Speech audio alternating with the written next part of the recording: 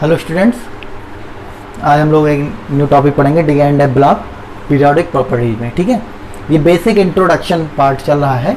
ठीक है, जब 12th में D and F block complete chapter के रूप में दिया गया है तब हम इसको वहाँ डिटेल में पढ़ेंगे। अभी बस थोड़ा सा हमें इंट्रोडक्शन लेना है कि डी एंड एफ ब्लॉक की प्रॉपर्टीज क्या क्या होती हैं। ओके, अच्छा, जैसा हम जानते हैं इधर साइड पर क्या है, हमारा एस ब्लॉक है। ठीक है, फर्स्ट ए है, सेकेंड ए है। ओके, बीच में हमारा क्या है, डी ब्लॉक है। बीच में हमारा क्या है, डी ब्लॉक है। ठीक है, लास्ट में हमारा है पी ब्लॉक। लास्ट में प्रेजेंट है पी ब्लॉक, जैसा हम पहले पढ़ चुके हैं। ठीक है, यहाँ नीचे हमें दिया गया है एफ ब्लॉक। ओके, तो हम पहले डी ब्लॉक की प्रॉपर्टी शुरू करते हैं जो बहुत ही बेसिक है, इंट्रोडक्शन है।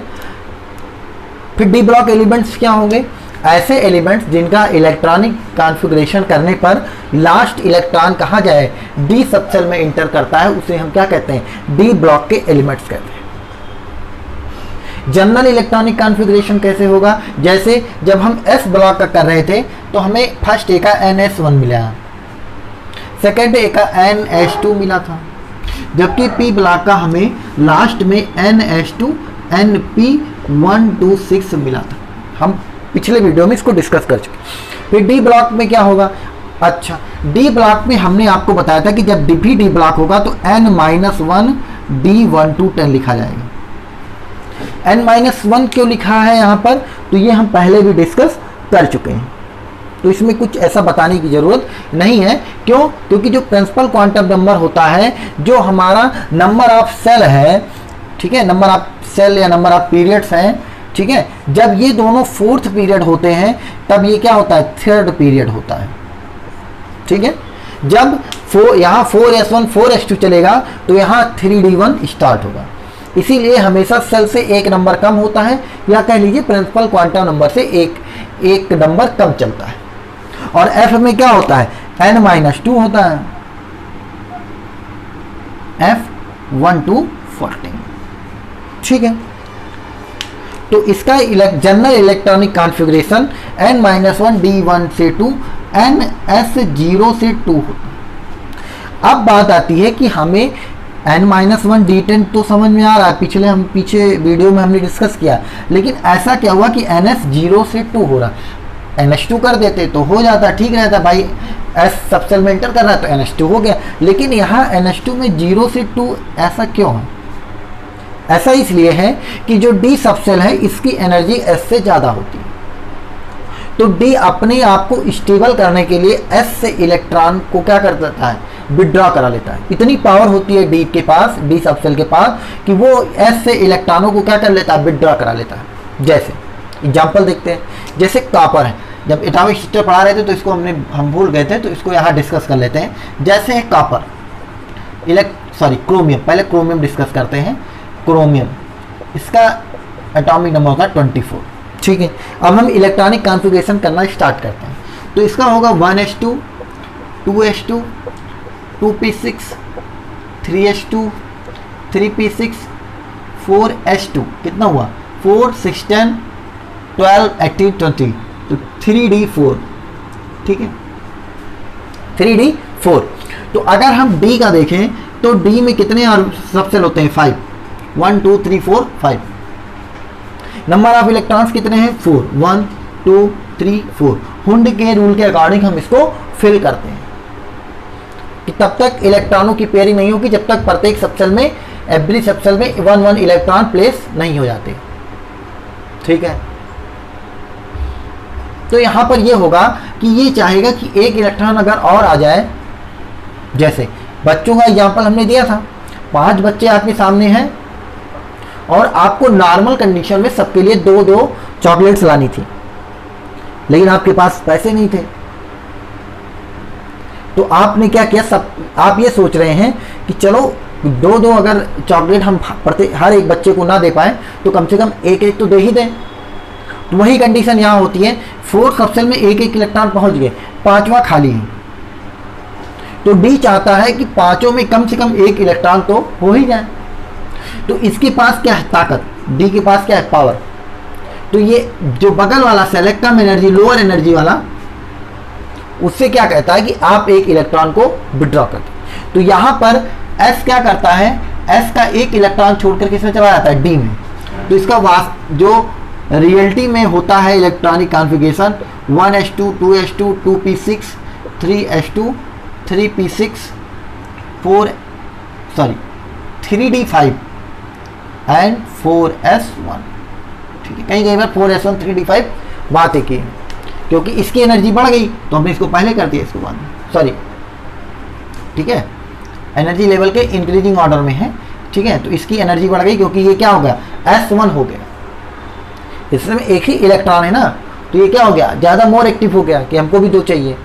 ठीक है, तो कभी कभी 4s1 3d5 या 3d5 4s1, ऐसी कोई बात नहीं है। तो यहाँ हमको समझ में आ गया कि यहाँ पर नॉर्मली में तो 3d4 होता है।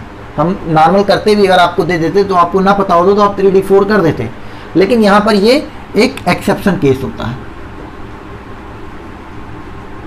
ये क्या होता है? एक एक्सेप्शन केस होता है। तो इसीलिए यहाँ पर n-1 d1 to 10 ns 0 से 2। क्यों? क्योंकि यहाँ देखिए s1 हो गया। ठीक है, इस चीज को आप समझिए। एक और है, हमें कर लेना चाहिए कॉपर का। एक और हमें यहाँ कंप्लीट कर लेना चाहिए, दैट इज कॉपर। तो यहाँ पर क्या हो जाएगा? 29 कॉपर।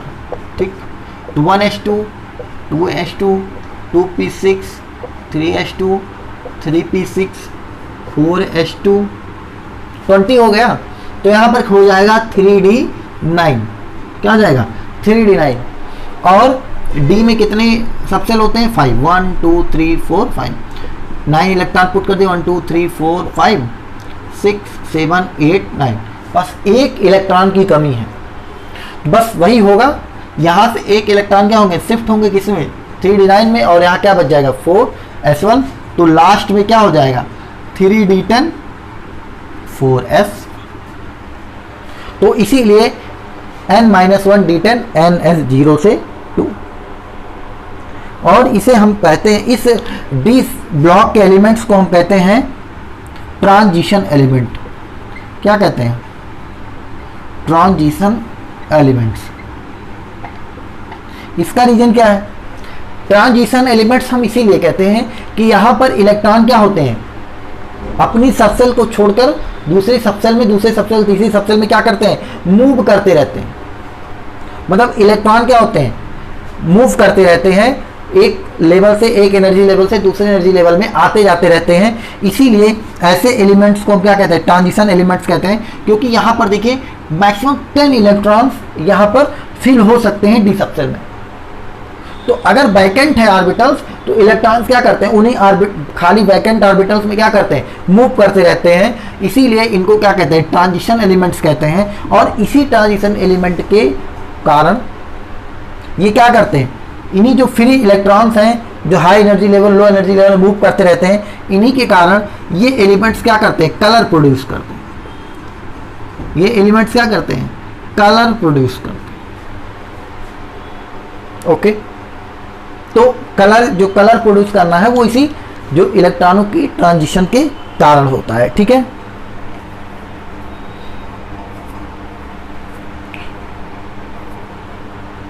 ओके।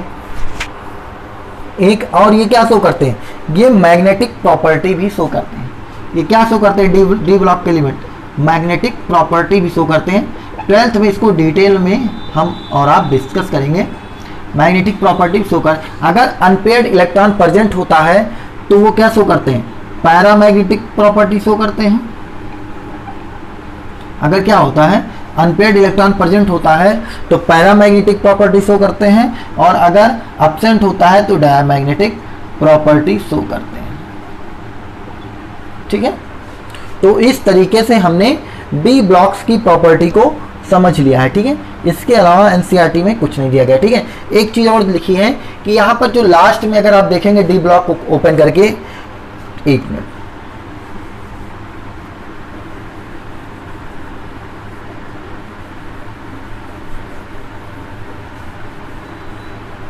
जब यहाँ पर डी ब्लॉक को आप देखेंगे तो यहाँ पर लास्ट में वो लिखा होगा जिंक, कैडमियम और मरकरी।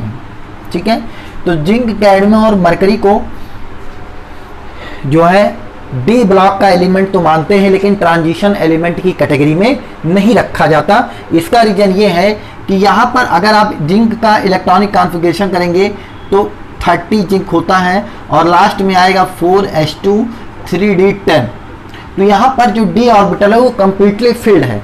डी ऑर्बिटल क्या कंप्लीटली फिल्ड है, तो यहाँ पर इलेक्ट्रॉनों का मूवमेंट नहीं होता है। ठीक है, तो जब इलेक्ट्रॉनों का मूवमेंट नहीं होता है तो इसीलिए इसे ट्रांजिशन एलिमेंट्स में नहीं माना जाता, क्योंकि ट्रांजिशन एलिमेंट्स का मतलब ही होता है कि जो अब इलेक्ट्रॉन दूसरे सेल सब सेल में इधर उधर मूव करे, हाई एनर्जी लेवल से लो एनर्जी लेवल में जाए, लो से हाई में जाए। ठीक है, तो इस तरीके से हमारी डी ब्लॉक की प्रॉपर्टी क्या होती है, खत्म होती है। अब हम देखते हैं एफ ब्लॉक के एलिमेंट्स।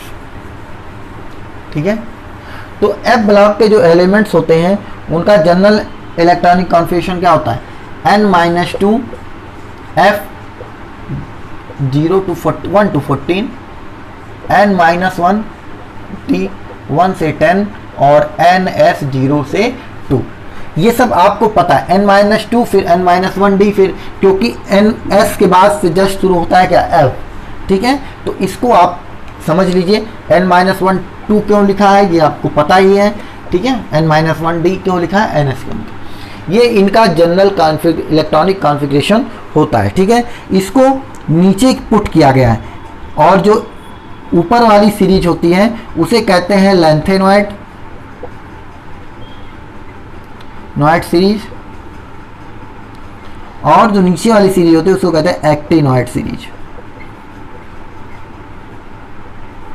ठीक है, यहाँ पर एलिमेंट्स होते हैं 58 to 71 एटॉमिक नंबर के एलिमेंट्स प्रेजेंट होते हैं लैंथेनॉइड सीरीज में। ठीक है, एक्टिनॉइड सीरीज में शायद 103 से स्टार्ट होते हैं।